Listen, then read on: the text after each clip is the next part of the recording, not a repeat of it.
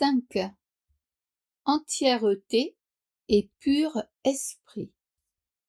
Le miracle ressemble beaucoup au corps en ceci qu'ils sont tous deux des aides à l'apprentissage servant à faciliter un état dans lequel ils ne sont plus nécessaires.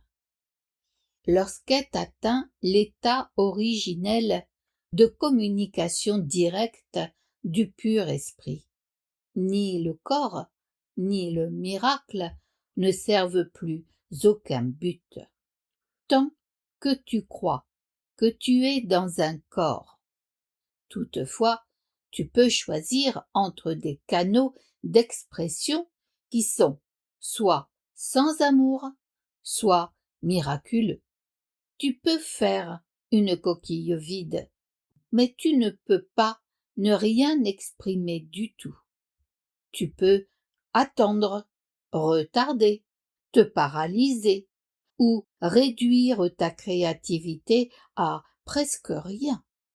Mais tu ne peux pas l'abolir. Tu peux détruire ton moyen de communication, mais point ton potentiel. Tu ne t'es pas créé toi-même. Pour qui a l'esprit de miracle? La décision fondamentale est de ne pas attendre plus qu'il n'est nécessaire que le temps vienne. Le temps peut gaspiller autant qu'être gaspillé. Par conséquent, le faiseur de miracles accepte avec joie le facteur de contrôle du temps. Il reconnaît que toute compression du temps rapproche chacun de l'ultime délivrance du temps dans laquelle le Fils et le Père ne font qu'un. Égalité ne veut pas dire égalité maintenant. Quand chacun aura reconnu qu'il a tout, les contributions individuelles à la filialité ne seront plus nécessaires.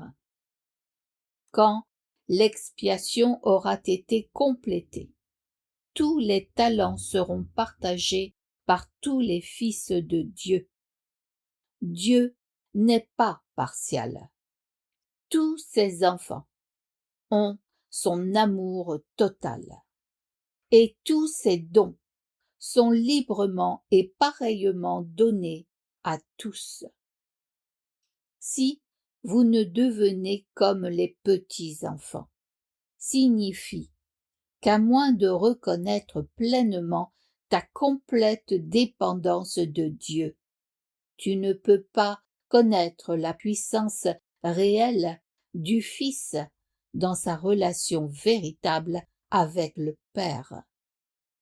La particularité des fils de Dieu ne découle pas de l'exclusion, mais de l'inclusion.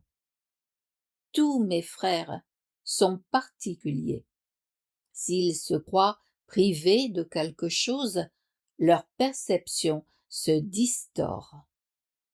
Quand cela se produit, c'est la famille entière de Dieu ou la filialité dont les relations se détériorent. À la fin, chaque membre de la famille de Dieu doit retourner. Le miracle l'appelle à retourner parce qu'il le bénit et l'honore même s'il est absent dans le pur esprit. On ne se moque pas de Dieu n'est pas une mise en garde, mais un encouragement. On se moquerait de Dieu si l'une de ses créations manquait de sainteté. La création est entière, et la marque de l'entièreté est la sainteté. Les miracles sont des affirmations de la filialité, qui est un état de complétude et d'abondance. Ce qui est vrai est éternel et ne peut changer, ni être changé. Le pur esprit est donc inaltérable parce qu'il est déjà parfait. Mais l'esprit peut décider ce qu'il choisit de servir. La seule limite imposée à son choix est qu'il ne peut servir deux maîtres. S'il choisit de le faire, l'esprit peut devenir le moyen par lequel le pur esprit crée dans le sens de sa propre création. S'il ne choisit pas librement de le faire, il conserve son potentiel créateur, mais se soumet à un contrôle tyrannique plutôt qu'à celui de l'autorité. Le résultat est qu'il l'emprisonne, parce que tels sont les diktats des tyrans. Changer d'esprit signifie le mettre à la disposition de la véritable autorité. Le miracle est signe que l'esprit a choisi d'être conduit par moi au service du Christ. L'abondance du Christ est le résultat naturel d'avoir choisi de le suivre. Toutes les racines superficielles doivent être arrachées, parce qu'elles ne sont pas assez profondes pour te soutenir.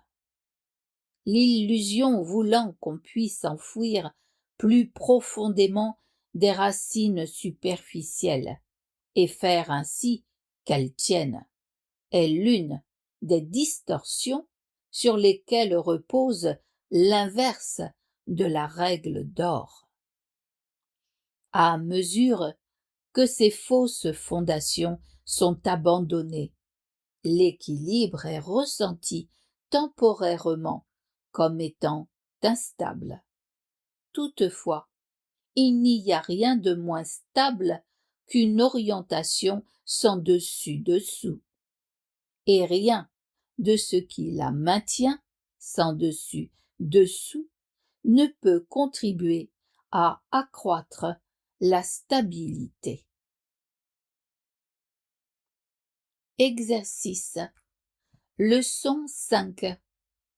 Je ne suis jamais contrarié pour la raison à laquelle je pense.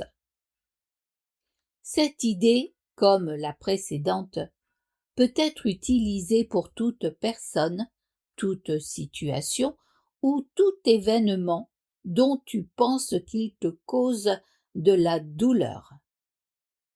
Applique-la concrètement à quoi que ce soit que tu crois être la cause de ta contrariété, en décrivant le sentiment dans les termes, quels qu'ils soient, qui te semblent exacts.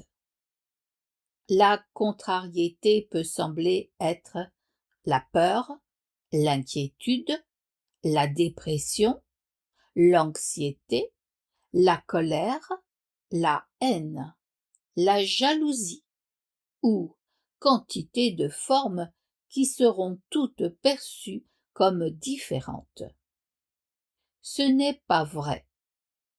Toutefois, jusqu'à ce que tu apprennes que la forme n'a pas d'importance, chaque forme devient un sujet convenable pour les exercices de la journée. Appliquer la même idée à chacune d'elles séparément est la première étape pour reconnaître à la fin qu'elles sont toutes les mêmes. Quand tu utilises l'idée du jour concrètement pour une cause perçue de contrariété sous quelque forme que ce soit, utilise à la fois le nom de la forme sous laquelle tu vois la contrariété et la cause que tu lui attribues. Par exemple, je ne suis pas en colère contre pour la raison à laquelle je pense. Je n'ai pas peur de pour la raison à laquelle je pense. Encore une fois, cela ne devrait pas remplacer les périodes d'exercice pendant lesquelles tu cherches d'abord dans ton esprit les sources de contrariété dans lesquelles tu crois et les formes de contrariété que tu penses qui en résultent. Dans ces exercices, plus que dans les précédents, tu trouveras peut-être difficile de ne faire aucune distinction et d'éviter de donner plus de poids à certains sujets qu'à d'autres.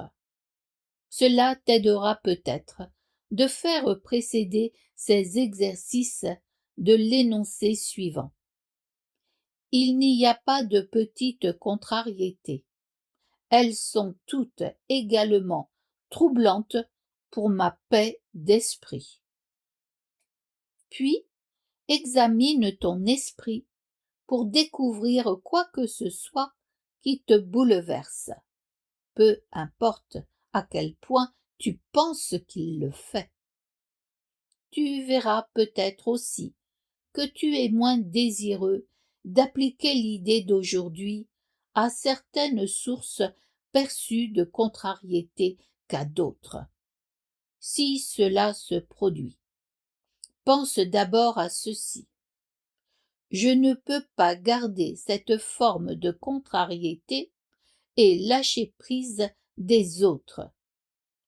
Au fin de ces exercices, donc, je les regarderai toutes comme étant les mêmes. Puis, examine ton esprit pendant environ 1 minute tout au plus, en essayant d'identifier quelques formes différentes de contrariété qui te dérangent. Peu importe l'importance relative que tu peux leur donner. Appliquer l'idée du jour à chacune d'elles, en nommant à la fois la source de la contrariété telle que tu la perçois et le sentiment tel que tu l'éprouves. Voici d'autres exemples.